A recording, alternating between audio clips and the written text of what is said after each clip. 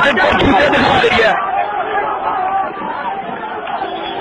आप देख सकते हैं कि अवाम MNA ख्वाजा आसिफ साहब को जूते दिखाने पर मजबूर हो गई है।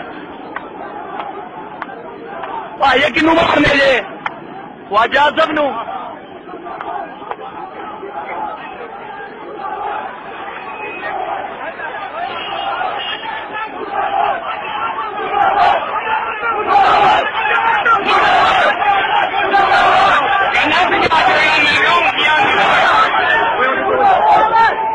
ख्वाजा आसिफ मुर्दाबाद की सदाएं बुलंद होते हुए रंगपुरा चौक सियालकोट में।